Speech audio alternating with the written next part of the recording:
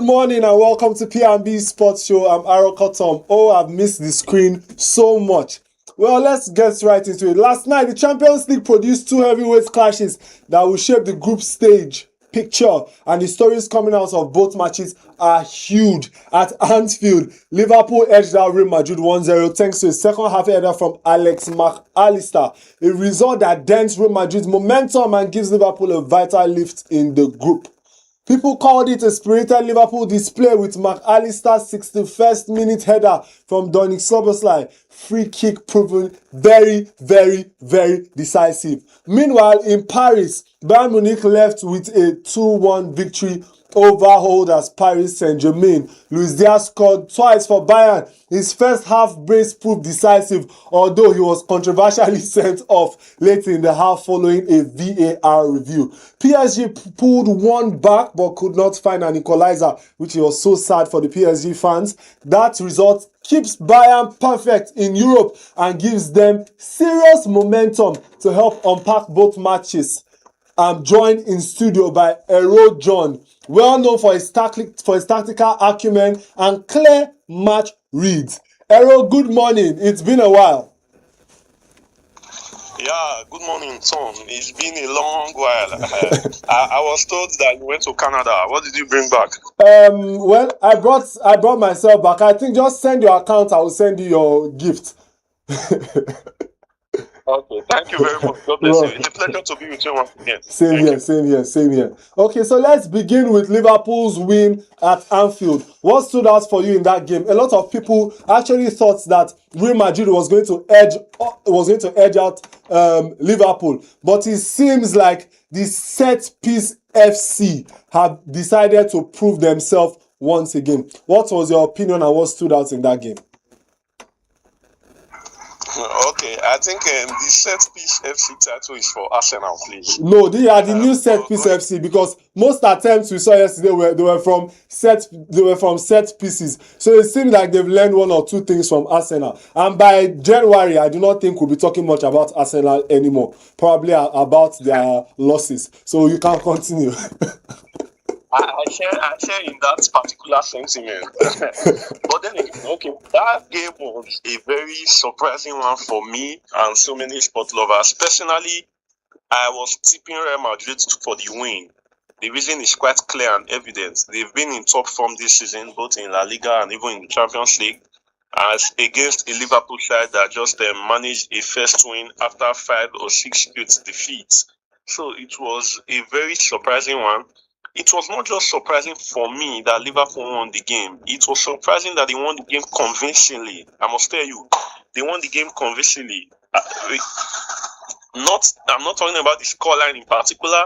I'm talking about the way they played. They dominated the game largely. As a matter of fact, it may interest you to know that Real Madrid were able to secure only 2 shots on target in the entirety of that match. The 2 shots on target came in the first half. In the second half, Real Madrid recorded 0 shots on target. That was brilliant dominance from Liverpool. That was a total capture. I would call it a total capture. What stood out for me, like you have rightly pointed out, the set pieces, the way they were able to deliver it. As a matter of fact, their goal even came from a set piece. They outclassed Real Madrid. The likes of Kylian Mbappe and Vinicius Jr. did not even record the shots on target in the entirety of that match. I think where Arne Slot got it right was he studied Real Madrid's pattern. He studied Xabi Alonso and the way Xabi Alonso sets up. Real Madrid found it very difficult to transition. They found it very difficult to create clear-cut chances, and that was what edged them out. Liverpool were good in possession. They were good on the ball. They were good off the ball. They knew how to manage play. As a matter of fact, if not for Courtois, the Real Madrid goalkeeper, we should have been having a scoreline of 3-4-0 because he saved a lot of chances, especially in the first half. He saved them from conceding a lot of times. So kudos to him. I give kudos to Liverpool. I give kudos to Arne Slot for this one. He took majority of sport lovers and fans by surprise. I expected Real Madrid to outclass them completely. As a matter of fact, I banked on Real Madrid. But then Liverpool, they showed why they are still an elite club. And it's a good one for them going forward because, I mean, having suffered 5 to 6 straight defeats, and then you come back with a back-to-back win, one in the Premier League against Aston Villa. Now you are beating Real Madrid. I mean, this is Real Madrid, the giants of the Champions League. It's a statement win for Arne Slot and his men, and I believe this will build back some level of confidence in the team. Yeah. Okay. But like looking forward, we could see that in the first half, we could see the pressure from Real Madrid. In the first 20 minutes, they were leading in possessions with 63%, while Liverpool had 37%. But moving forward, it started to seem as if Liverpool started pressing, and it just seemed as if what they capitalized on were dead balls. They capitalized on a lot of dead balls. They also capitalized on this pressing, and Real Madrid did not even see any chance to press, which was surprising. So some would ask, is it that the 4-3-3 formation that Liverpool used was better than the 4-2-3-1 formation that was being used by Real Madrid? We would love to know your opinion on that. Okay, first off, before I answer your question, let me quickly tell you something or take your mind to something. I have a philosophy that I believe in. I don't believe, or I don't fraternize with a possession-based game that comes with zero or little threats. That you are romancing the ball. That's what I call it. I call it football romance. That is the problem I had with Maurizio Sarri when he was the Chelsea coach. How can a team have over 800 passes in one game and they will win the game 1-0? You are romancing the ball. The ball is not a woman.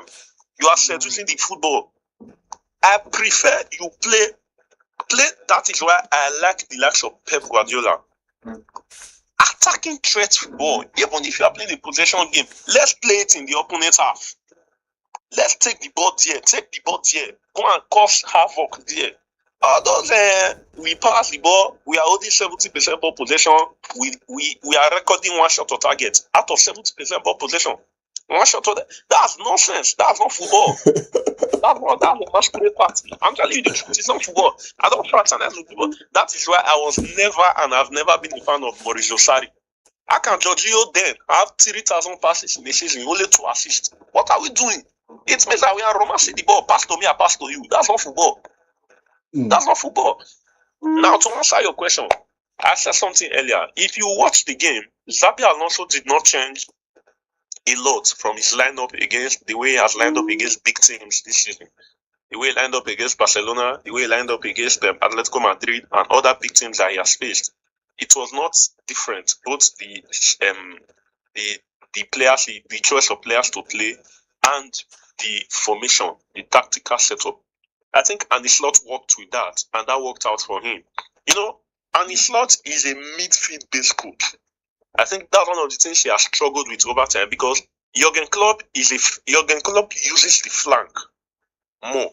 And Slot is a midfield-based coach. He plays the compact midfield. He likes to play in the midfield, create chances, dead balls, like you have said, ball recoveries, second balls around. And sorry to cut you short, because if you had noticed as well, you will notice that Liverpool used a lot of diagonal balls behind Real Madrid. So it seemed as if there were some things that we've seen in the last 2 matches coming from Liverpool that we've not seen from them in quite some time. It seemed like what they do is they've decided to change tactics. Now they've decided to read the games and approach the games based on the opponent and not just based on one philosophy.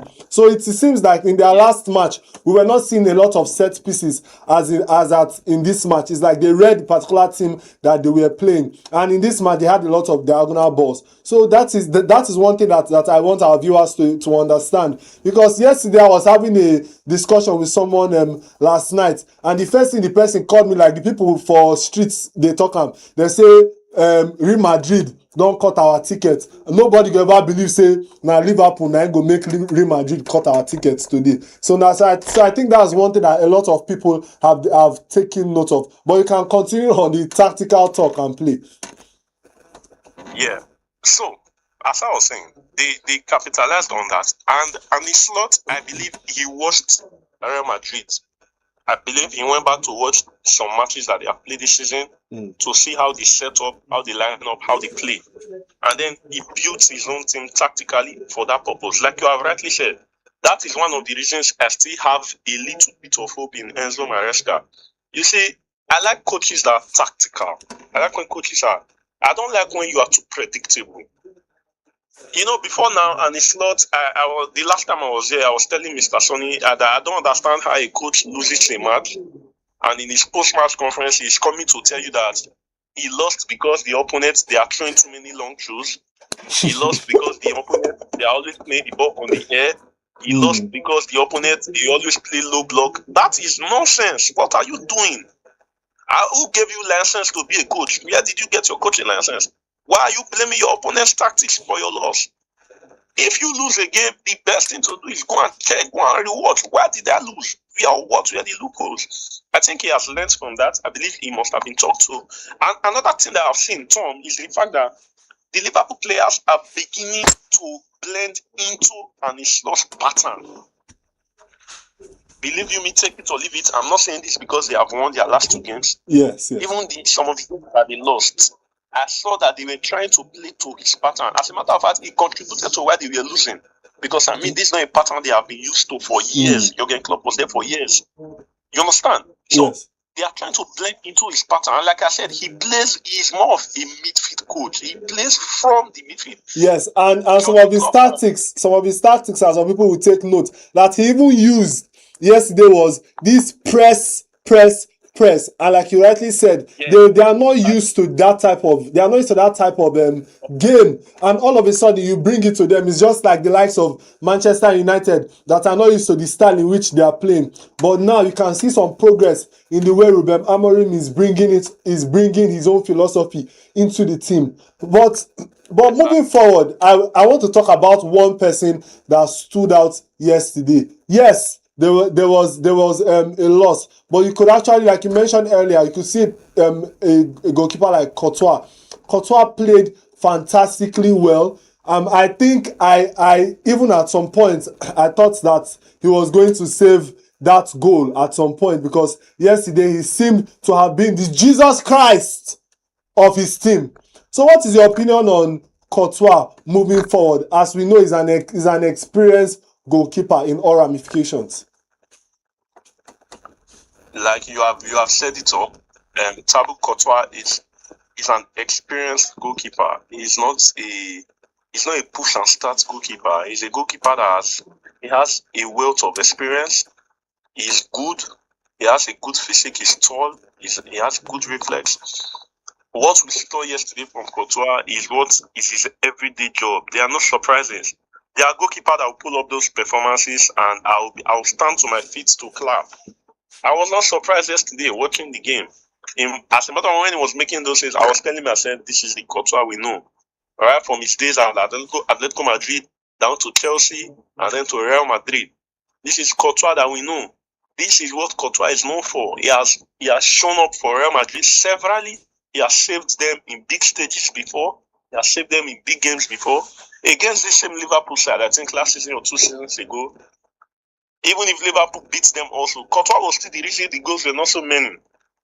He was also the reason. Because I believe that match was supposed to end 3 or 4-0 yesterday. 4-0 was the benchmark. But he did what he did. He did what he knows how to do best. I give him kudos. One thing I am very excited about for Courtois is the fact that Courtois is aging by the day, and he still manages to pull off these performances. He still manages to do so well.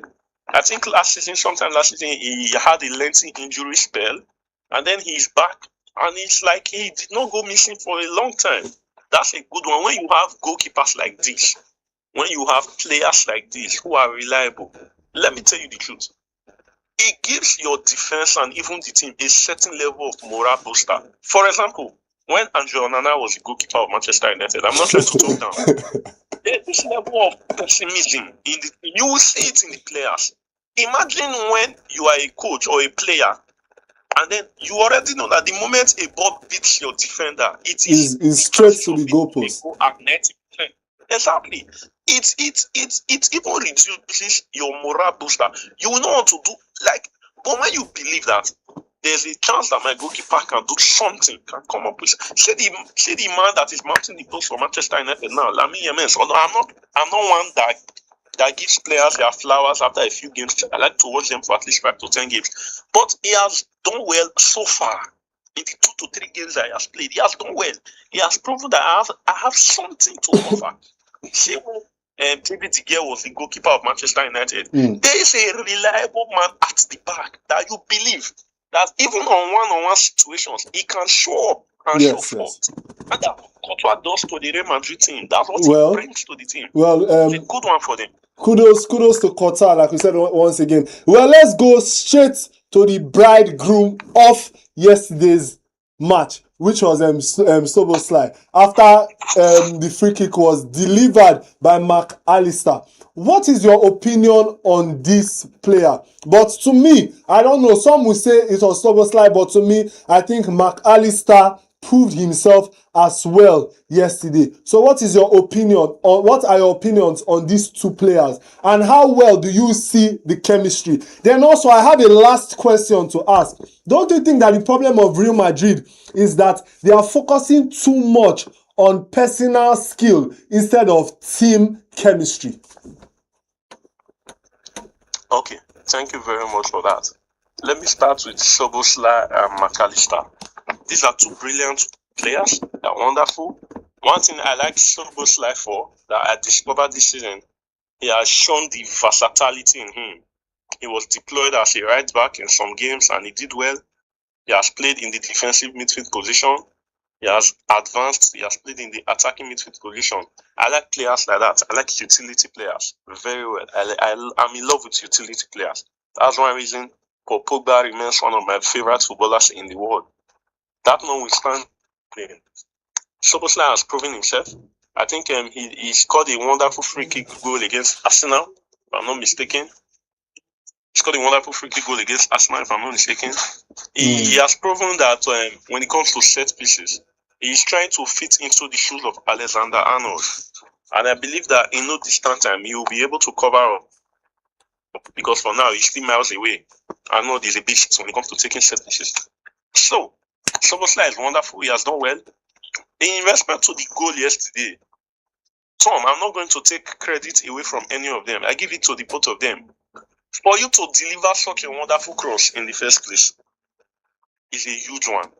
And for a player to meet such a cross and turn it to a goal against a huge and gigantic Courtois in goal, that's another huge one. McAllister has showed up for Liverpool. May Diego Jota so rest in peace. That's the role Diego Jota was playing at the time. He shows up when you least expect. He just gets that wonder goal. I know how many times Jota scored late minute goals for Liverpool. I know how many times he scored winners. They may be struggling 0-0, 1-1. Nowhere. That was what the likes of Chicharito was giving to Manchester United then. From nowhere, he just finds a way to score. McAllister has been doing that. He has proven that, okay, because McAllister is very good off the ball. He's very, very good off the ball. But now he's showing that, okay, I have some scoring abilities. I have good scoring prowess. And he's doing that. And that's wonderful. I give it to him. Okay. I asked the last question, but I think we'll just skip that because right now we have to go on a short break. And when we come back, we are going to be discussing about another blockbuster which happened in Paris. PSG versus Bayern Munich. So you guys should not go anywhere. You guys should stay put. Grab your teacup because it's morning. Grab your popcorn because P&B Sports Show. We'll be right back.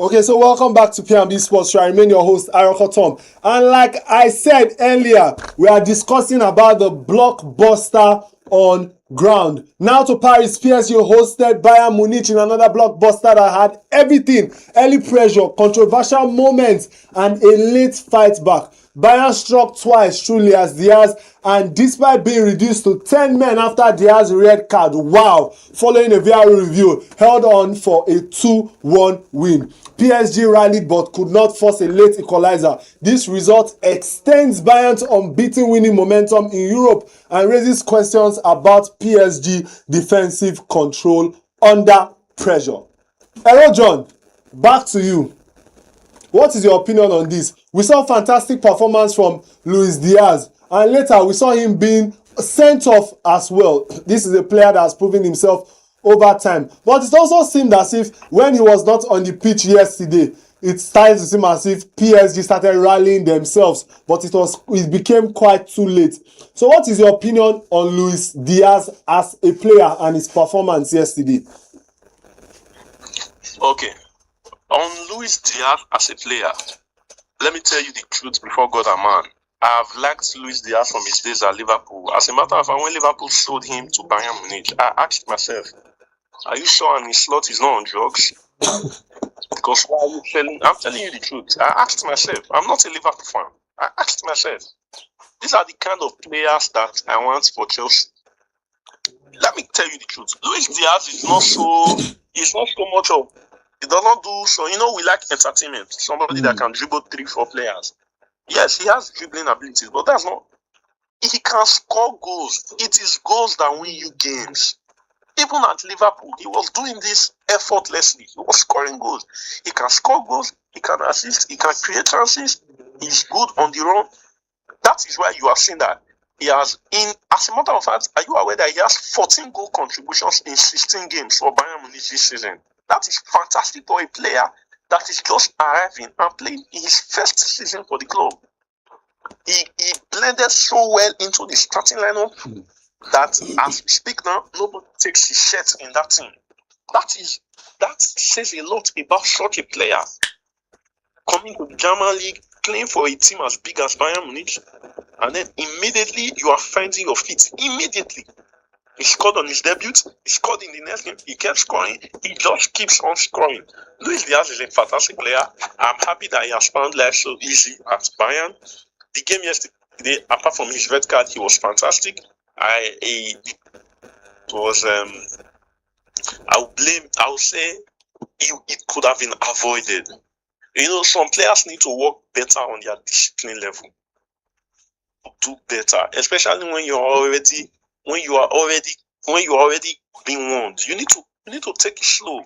You need to bring it down. But apart from that, Luis Diaz is a fantastic player. He's a very fantastic. I love Luis Diaz. I can't lie. But talking about the red card that was given to Luis Diaz, how do you think that this affected the team? Because we could see that at some point it seemed like when he left, they were like, Omo, now time to play defense, so they could just play defense, and that was what we saw yesterday. And we could also see that actually made PSG a little bit comfortable, and they were like, okay, they decided to play defense, let's come out, let's see what we can do about this. And we could see that they were able to put one at the back of the net, but they were not able to complete the struggle as it seemed, or as they were supposed to do yesterday.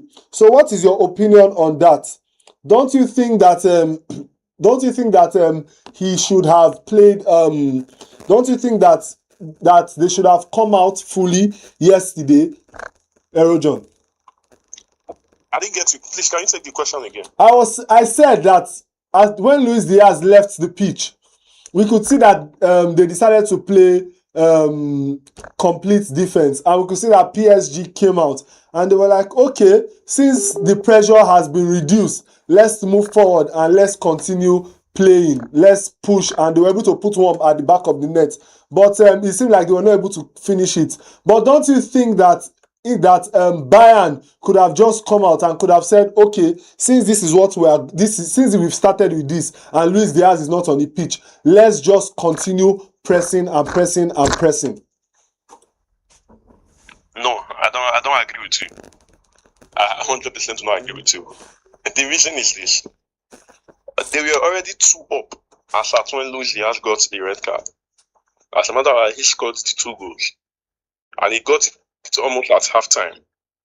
Coming back in the second half, if they had pressed, I bet you Bayern would have, PSG would have equalized and even win the game.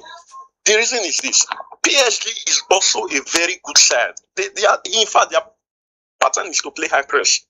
We are already down to 10 men. As a matter of fact, one of our best attacking threats has gone off. Now, what that implies is this: Bayern is no longer as dangerous as they are offensively. I don't know if you understand me. Yes. So it has reduced their offensive threats going forward. And they are already 2-0 up. So I don't have any business being outside again. If I were Vincent Kompany, what he did is what I would do. Fall back. Let's play compact. Let's try to defend the 2 goals that we have. Let's play on the counter. What would they find for outside again? 2-0 up. As a matter of fact, the best attacker in that match yesterday has gotten a red card. What are we looking for outside? With 10 men against a PSG side that is very good with high press. Against a PSG side that has very fast attacking players. No, we can't. I want to ask you something. So because they are about to chase me out of the studio, they are telling me that there's no time. But we saw players like João Neves who helped and gave a lifeline to PSG, but it seemed like they could not capitalize on it to equalize or at least at most even win the match. What do you think about this team? Why do you think they were not able to build up on this momentum right from the beginning, but it came late in the match? The answer is very, very simple and straightforward. I've always told people, right before Chelsea played them in the Club World Cup final, when I watched them from the Champions League, if you want to beat PSG, play their pattern. If you sit down against PSG, they will beat you.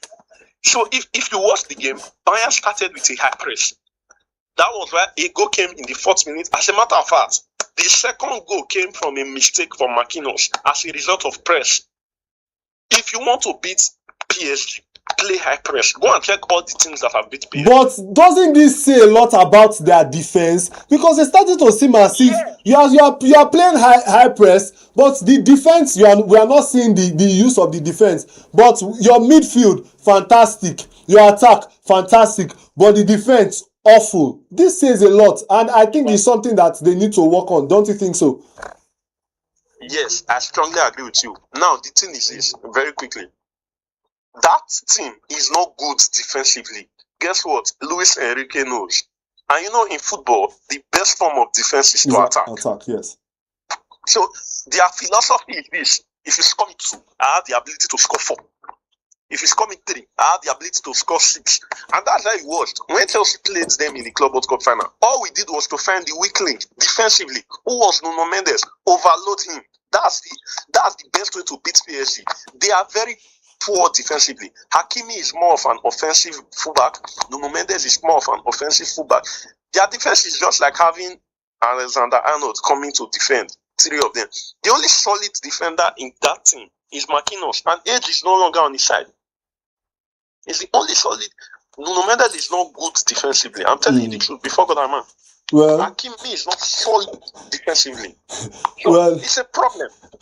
Well, I think what we need to do is we need to advise PSG. P&B, please, we are begging PSG. PSG, let's see what people can do on your defense. We love the offense, but it seems that the type of game that people are playing now is a tit-for-tat football, like some will say. You score me, I score you. You score me, I score you. Well, Aaron John, thank you for your masterclass of analysis. Thank you for welcoming me back. Thank you for your crisp, clear, and insightful analysis as always. Last night's results will remind us that Champions League night are where margins, moments, and management decide the story. Liverpool showed grit at Anfield, and Bayern showed resilience in Paris. That's all from P&B Sports Show for today. I'm your host, Aroko Tom. Thanks for watching and stay tuned. And wait. Don't forget to follow us on all our social media platforms. Follow us on YouTube at Politics and Business TV.English, Facebook Politics and Business TV English, Instagram at P&B TV_English, and on X on X, formerly Twitter, at P&B TV_English. Bye-bye and have a blessed day.